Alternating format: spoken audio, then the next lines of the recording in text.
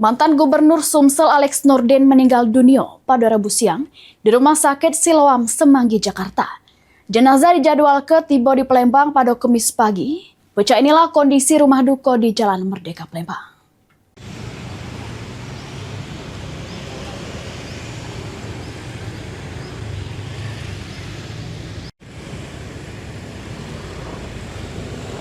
Innalillahi wa inna ilaihi rajiun.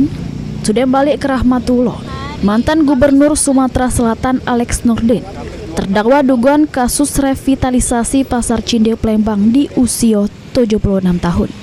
Sekira jam 13.26 waktu Indonesia Barat, sesudah dirawat intensif di Rumah Sakit Siloam, Jakarta.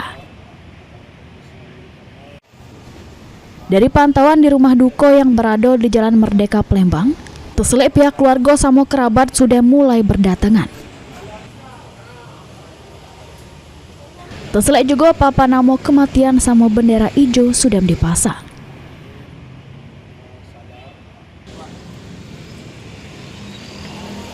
Ujokta selaku juru bicara keluarga Alex Nurdin, ini pihak keluarga lagi mengurus jenazah almarhum yang selanjutnya bakal dibawa ke rumah anaknya di Jakarta. Sesudah itu pada Kamis pagi baru dibawa ke rumah duka di Palembang. Jenazah almarhum Alex Nurdin rencananya bakal dikebumi ke ba'da zuhur di tempat pemakaman umum Kebun Bunga.